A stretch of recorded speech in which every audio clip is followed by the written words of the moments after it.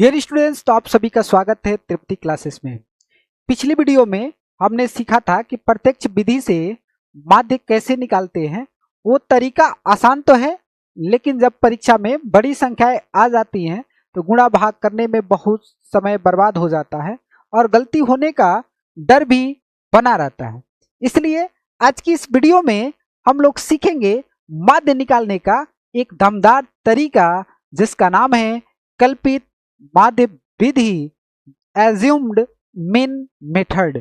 UP board परीक्षा में यह प्रश्न कई बार रिपीट हुआ है। अगर आपने यह तरीका सीख लिया तो बड़ा से बड़ा सवाल भी चुटकियों में हल हो जाएंगे। तो आइए स्टार्ट करते हैं इस प्रश्न को।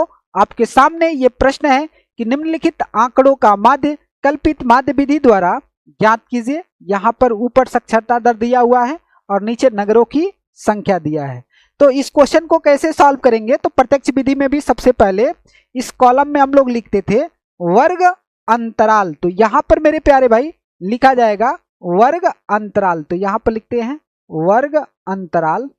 वर्ग अंतराल क्या भरा जाता है, तो वर्ग अंतराल भरा जाता है यहाँ से।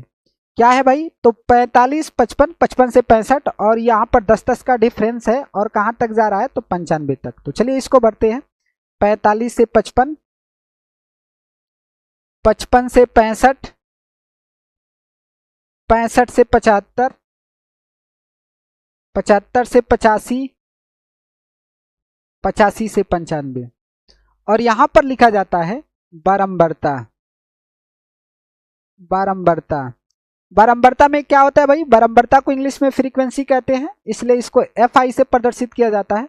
तो यहां से हम लोग बारंबारता भरेंगे। 3, 10, 11, 8, 3 है, यहां पर भर लेते हैं 3, 10, 11, 8, 3। इसके बाद हम लोग लिखते हैं मध्यमान। मध्यमान को किससे प्रदर्शित कर रहे थे, तो मध्यमान से हम लोग प्रदर्शित करते हैं XI से। यहाँ पर XI का मतलब क्या होता है, निम्न सीमा प्लस उच्च सीमा बटा के 2। तो 45 प्लस 55 करेंगे तो 100 हो जाएगा। 100 का आधा करेंगे तो कितना हो जाएगा, 50 हो जाएगा। इस दोनों को जोड़ेंगे तो 120 हो जाएगा। उसका आधा कितना हो जाएगा, तो 60 हो जाएगा। इसको जोड़ेंगे तो कितना हो जाएगा, उसी तरह 70, 80, 90 आ जाएगा। मेरे प्यारे भाई, आगे की जो चीज इसमें जुड़ती है कल्पित माध्य विधि में, वो जुड़ती है DI। DI बराबर क्या होता है, तो XI माइनस A होता है। तो आप सोच रहे होंगे कि ये A क्या होता है। तो यहाँ पर हम लोग अपने से कल्पना करते हैं कि माध्य क्या हो सकता है, इसलिए यहाँ पर 1, 2, 3, 4, 5 संख्याएं दी हैं। तो इसमें से ठीक मध्य वाला को हम लोग कल्पित माध्य मानते हैं, या जब पदों की संख्या यहाँ पर सम हो तो किसी एक को बीच में से ले सकते हैं। तो अभी के लिए हम लोग मान लेते हैं 70 को कल्पित माध्य, एज्यूम्ड मीन। अब यहाँ पर लिखा गया है XI माइनस A, तो ये है XI। तो XI में से A को घटाना है। तो 50 में से 70 घटाया जाएगा तो कितना आ जाएगा, माइनस का 20। 60 में से 70 घटाएंगे, माइनस का 10। 70 में से 70 घटाएंगे 0।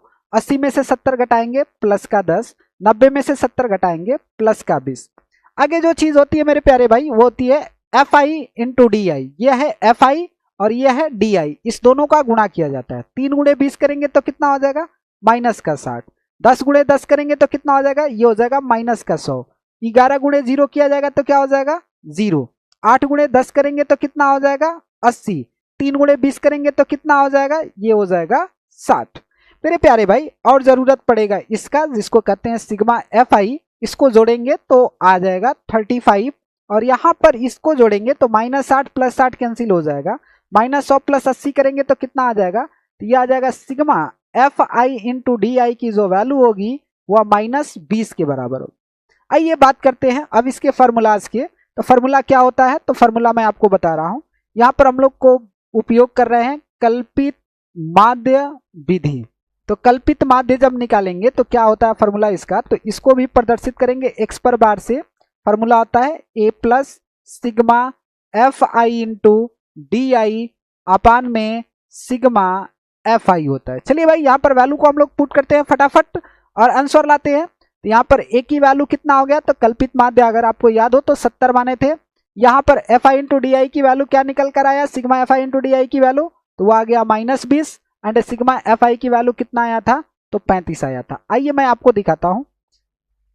यहाँ पर था, देखेंगे एज्यूम्ड मीन 70 माने थे, यहाँ पर F I into D I sigma क्या था -20 था, एंड सिग्मा एफ आई का वैल्यू कितना था 35, जिस चीज को हमने यहाँ पर पुट कर दिया है। चलिए इसको सॉल्व करते हैं। तो ये हो जाएगा 70 प्लस ब्रैकेट में ही लिख देते हैं, इसको 5 से ऊपर नीचे कटा दिया जाए तो ये हो जाएगा 4 5 20 और ये 5 से कटेगा 7 बार में, प्लस माइनस माइनस हो जाएगा। तो अब हम लोग लिखेंगे 70 माइनस 4 में 7 का डायरेक्ट भाग दे लेते हैं तो 0 पॉइंट हो जाएगा, 40 हो जाएगा, 7 5 35, 3 बच जाएगा, 7 7 49 हो जाएगा। इसको घटाएंगे तो क्या होगा, थोड़ा सा अगर आपको असहज लग रहा हो तो दशमलव लगा लीजिए, -0.57 करेंगे तो कितना हो जाएगा मेरे प्यारे भाई, 10 में से 7 जाएगा 3 हो जाएगा, यहाँ पर बचेगा 9, 9 में से 5 जाएगा 4 हो जाएगा, दशमलव यहाँ पर बचा 9 में से 0 जाएगा 9 और यहाँ पर हासिल लेते तो 6 हो जाएगा। ये हो जाएगा आपका आंसर।